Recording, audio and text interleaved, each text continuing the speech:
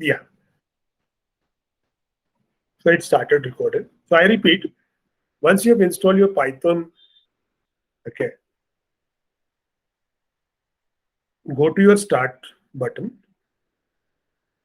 check your Python prompt. Here you get the latest version, whatever you have done. Python 3.7 is here. In that you select your idle Python. Okay, that is integrated development environment of Python, where you could write your program, you could execute the program in the same environment. So once you do that, you get this particular window. Okay. Now in this, you have file options, mostly what you have studied in your Windows and so forth. We have something like open module, recent open Python file, you can include it. We have mostly the edit, we have a shell, we'll see that. Of course, we can do the debugging here itself. Okay, whenever you have a bug, you want to find out where is the bug, you can go line by line and check it. You can invoke a debugger, okay, and so forth. Yeah. So and then you can configure your idle to your own environment. We'll see that. So these three Angular brushes, what you're able to see here on this prompt is nothing but your prompt. Okay. So I think I can proceed now. So this is nothing but the Python prompt. Okay. Now here, if you see, automatically you have few things: help, copyright, credits, license. Those who got this can just write. I'll write copyright. Same thing you type it, don't worry, and press enter. Copyright. So here, this is giving the copyright information. Okay, all rights reserved, open.com. They are giving copyrights of this Python. Then the next one, if you see credits, you'll get to know credits. This is a credit to people who have developed this particular thing. Thanks to CWI, CNRI, Zob Corporation, thousands of, okay, cost of thousands for supporting Python development. Okay, this is credits given for the developers. You want to know license? I'm just typing the same thing. I'm not doing any command there. If people see at the top, just before that, three Angular braces, you got something, right? Copyright, credits, license. And I'm typing the same here, typing the same. So once you do this license, you got a very big history here. Interesting thing is, see, I did not tell you what is a Python here. I did not talk about the history, but yes, we got the history here, right? We got the history here. So just read this history. Python was created in the year 1990s. I'm not going to give you this particular material. Just write license, you get it. If you want to copy this also, you can copy it. Okay. Just read that by the time. Okay. Of course, I'm not going to ask you a history question in the exam, but you should know it. And it says finally, it returned for more, enter. It returned for more, it said. So please have a reading of this particular thing so that you get to know about Python. Okay, so that's the beauty of this particular, the PyCap package. Where, I'll make you write less, I want you to do more. So have a reading on that, just I'll say again, press enter. Okay, terms for conditions for accessing using Python. Okay, all those things are given. So whenever I want to quit, I just say Q here. I typed Q because in middle I want to exit this. I'm typing Q there. If I want to go on reading it, yes, but I request you to read it once. Read it, you get a knowledge about it in a single go. Okay. I just said Q and I got back to the command prompt of Python, the three Angular braces. Okay, so that is really good. So once you start it, you can just see that you got those things. Okay. And I think you will start enjoying now. So let me do some of the very simple thing today. Okay. And since I said, because I want you to get a feeling of this right in the first class, so that you said, okay, yeah, this is interesting. Okay. And don't ever think that you don't know programming. You can become a very good programmer. The programming, anybody can do it. Only thing is you should know how to solve a problem. Even very good programmers today from computer science also. Okay, though they know programming, but they're useless. Why? Because they cannot solve the problem. And you all are people who are into various domains. Okay, where you could solve the problem. Yeah. So I'll start with very simple thing today on the command prompt. So please try that license, copyright, credit. Okay. Even help, I did not tell you help. It is asking what help you want. So in parentheses, you won't write help. For what help you want it in Python, you can write about it. For example, I want to know, okay, what is a list in Python? Okay. So it has, of course, it says use text lines 127 and it has to be clicked on it to get the more details. Okay. Which is not giving. So here you want to know some of the things, you can write it in the parenthesis in this case. Okay. Now, I just write, I use an assignment operator here. First operator which I would like to talk about here. Simple operator called assignment operator. Assignment operator, which is single equal to. Okay. Single equal to assignment operator means assignment operator always works from right to left. The right side of equal to you specify a value. Left side you specify a variable. Okay, I'll say right. Variable equal to value or expression. I'm writing in chat box. Okay. That means I'll write a equal to 10. What does it mean? What is the meaning of a equal to 10? I'm not comparing a with 10. I'm storing value called 10 in variable a. Now, why it is said to be variable? Because I can store 10 now, and after a while I can also store 12 now or 2 now. What is happening here is the value of a has changed from 10 to 2. It varies. It can vary. But what is a variable with respect to the computer? Okay. Variable is nothing but a named memory location. That means it's an area in memory. It's an area in memory which occupies certain space and where some value is stored. Right? Where some value is stored. So a equal to 10 I wrote, a equal to 2 I am writing it. So what has happening here is right side is nothing but a value which is stored into the variable. Or I could write a equal to, okay, 10 plus 5. I can write a equal to b plus c, where b or c are other variables. What is nothing but the right hand side is an expression. We evaluate the expression and store the value in a. Okay, so I taught you 2-3 things here. Number one, assignment operator. Number two, I also explained you how assignment operator works. It works from right to left. Right? Third, I said the left hand side is always a variable. Okay. In variable, the value can vary. But what is a variable? It is the named memory location which occupies space. These are the things we learned with only a equal to 10. So actually, you need to get your learning in that way. So I just go there here and I say in this particular prompt, a equal to 10. Happened a equal to 10. But we're seeing right at the bottom. Okay. I think I'll just go down here. I'll increase the size later. A equal to 10 I wrote. Here I want you to understand this actually. It is not only that 10 is stored in A, but please try to understand. There are programming languages like C language.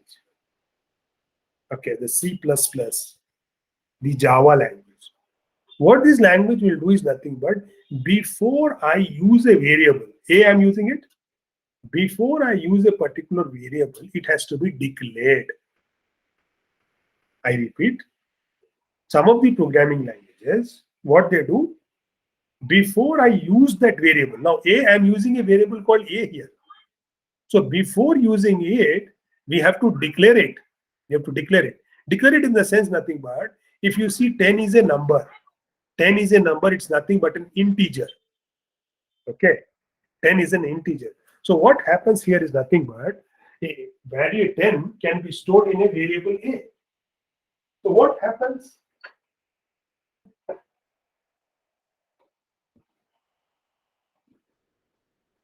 The value 10 has to be stored in variable A.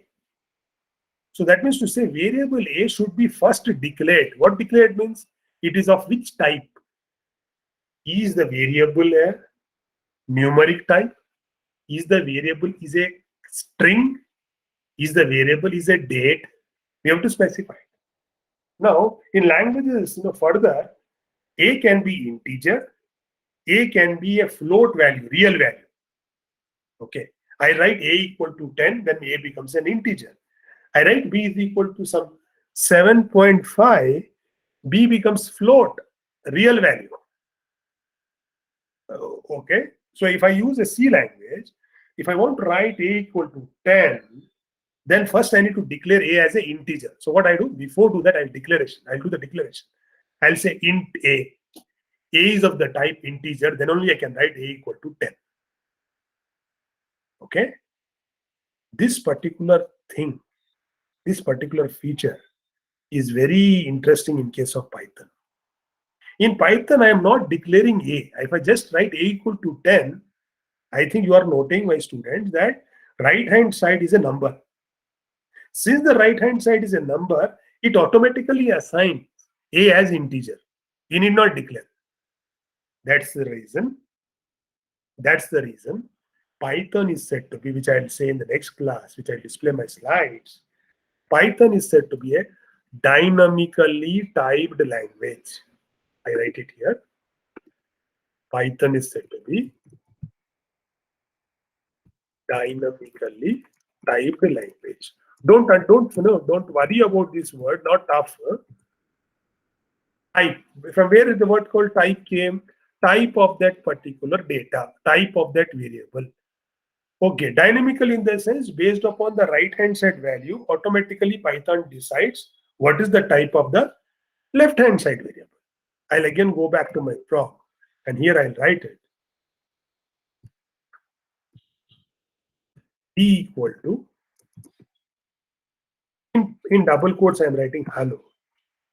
C equal to 7.6895 or 6. Okay, I have not declared what is the type of A. I didn't say Python that A is a number or integer. I did not say B is a string. I did not say that C is a real value and so forth. What it does, whatever is the right hand side value, based upon that it will decide what is the type of the left hand side value. And that is the reason it is said to be a dynamically typed language. So I'm putting the last commands of the day. I'll say type of A. I'll say type of B. I'll say type of C. I want everybody to try this today. What it said when I say type of A? Class int. I'll explain you what is this class. Okay. It will be different, surely unknown to you. I'll just tell you. If you see A is of the type integer, it says. We did not define as integer, but since the right-hand side value was given as 10, it automatically took the value of the type of A as integer. Likewise, I wrote B equal to hello in double quotes. You can use double quotes. You can also use single quotes. Both are allowed in Python. Okay. So when I write B equal to hello, and I say type of B, it says str string. B is of the type string. See, I did not declare it. It has given it automatically. That means Python is a dynamically typed language. Likewise, I'll say C is equal to, I wrote 7.6896. When I say type of C, it gave me float. So now you got so many things. I repeat, you got to know what is a Python. Basically, you will read it again when you go to that particular license. Okay, please read it. Get some history of Python. Okay, there was actually a circus, okay, which used to happen based on that the name was given. See the history, it's open source. As such, everybody was able to download without any difficulty. Okay, we have seen that those particular basic commands, okay, license, credits, and so forth, we have seen it. We directly typed it from the command prompt. So we got Python as a command prompt as triangular basis. Okay, we came on to discuss few things, assignment operator. We said how it works. We discuss what is a variable. Okay. Then we discuss most important thing of Python, which is makes things very easy, is nothing but its dynamically typed nature of it, where I do not declare a particular type of the variable. Based on the right hand side value, the type of the left hand side variable will be decided. And we have seen this.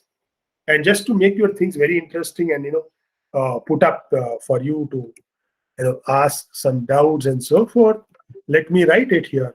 I'll declare another variable, or I'll just keep it. I have something called A and C, right? I'll write D is equal to A plus C. A is 10, C 7.6896. I'll type it. Okay. Then if I want to display this, I'll just type this D. Click on this D. I repeat. If I want to display the value, just type that variable name. Likewise, I want to know the value of C, just click on C. I want to know what is the value in B, I'll just click on B. Now, interestingly, I'll say D is equal to A plus C. A was an integer and C was a real. Now, when I say type of D, it says float. Why? Because the value was float, so it has taken it as a float. Right? Another way, I can also use a word called print D. It's also prints D. I'll go a little bit ahead. Print. I'll give a message. The value of D is in double quotes. Because it is string, comma. Okay. This comma doesn't work here. We'll see that. Okay. D. Yes, you got a message. The value of D is, it has given your message. I'll just further write, for you to understand. And I want you to, play with this for the, some at least a 1/2 hour part, it is sufficient. The sum of A and B,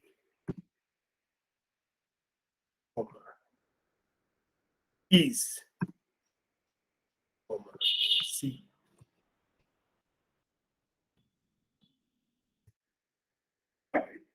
You're able to see? I have written first the print. The value of D is the message I want to give it. I wrote in the quotes, double quotes. And I separated by comma and gave the value of D. So it has taken the value of D, which was 17.6896, and it displayed it. I want to say the sum of I did A and B. So I said the sum of is my message. I wrote in the quotes. Comma, I wrote A. It has taken the value of A, right? Which is 10. And I written a message called A and D, and you got the and. I said B. Okay, I did a mistake there. I should have written, okay, C and D, right? Okay, fine. But still it has displayed. So I'll put it correctly. Print the sum of, but still it has displayed if you see it. A and C. We wrote it in D, right? Is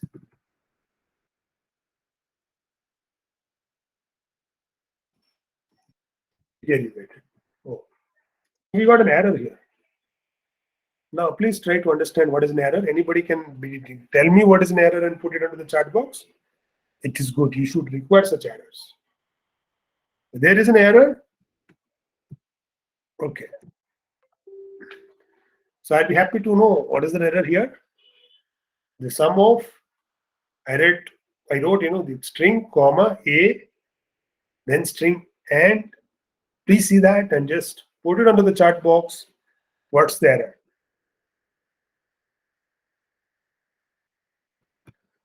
What's the error in this statement?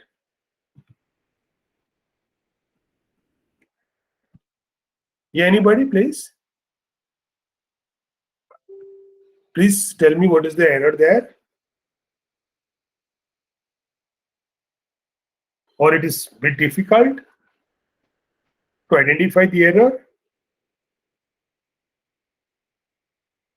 You can compare with the previous print statement and tell me what's an error at least.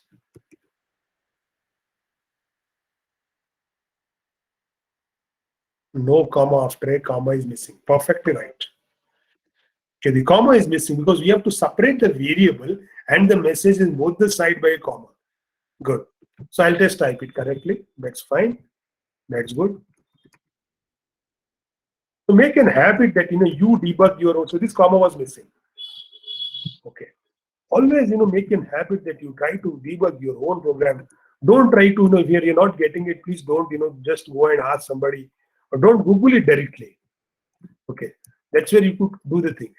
Yeah, now it's correct. Why? Because this comma was missing here, and surprisingly, the Python is so good. It has given a particular, the pink, delimiter here that here you did some mistake. It gave it. Okay, that is when the and was ending the string. So before string, you didn't put that particular comma. Yeah. So you can do some arithmetic computations. I'll just display that. You could do the multiplication. Okay, you could do multiplication, you could do subtraction, you could do division, you could do modulus also. I'll put the x, we have already have some a is equal to 10 is there. I'll write some e equal to 7. Okay. I'll say print d by e. Okay. There's nothing but 10 by 7. You got such a good value if you see here. Okay. I'll say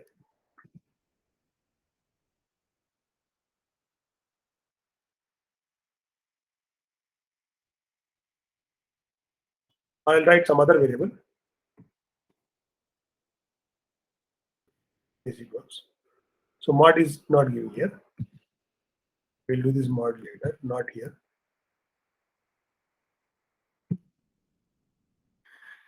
Okay. Just check what this percentile is doing. Right? What is D here? D is 10. Okay, E is 7. Okay. Any idea what this percentile gives? Okay, I'll give you some other values. I'll write some G is equal to 2, and I'll say H is equal to D percentile G. SAH.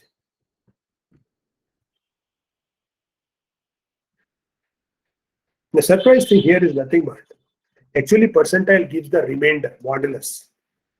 If you see here, very interestingly, this Python does the very effective computation as such you're getting like 3.68599.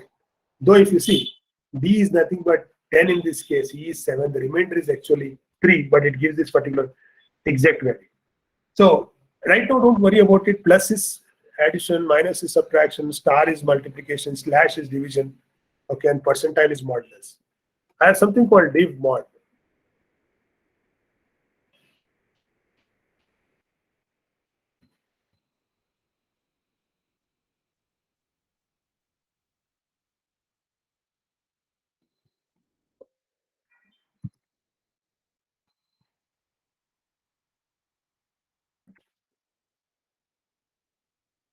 I have used a function called div mod. Okay, now you can understand that. Okay. So first, that is we are getting two values with a single function. Div is division, mod is remainder. So here I am dividing 7 by 3. Okay. You know very well the quotient is 2, 3 2s are 6. Remainder is 1. So first parameter is giving me 2, second is 1. Okay. And whenever function gives me more than one value, it is said to be a tuple. So we got a tuple.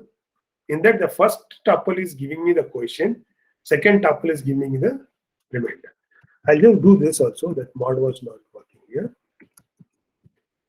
This mod doesn't work here in this case. We'll see this mod, it works in the script, but here div mod works. I'll again put another example, 8, 3, 8, 4. What it says, you're dividing 8 by 4, the quotient is 2, and the remainder is 0. So you can play with some of the computations, addition, subtraction, multiplication, division, okay, and div mod, okay, and just come back next time, because we will be doing practical together because this is an IT lab, and we could continue with that. Yeah. So just go back here, come back, and just stop this recording in this case.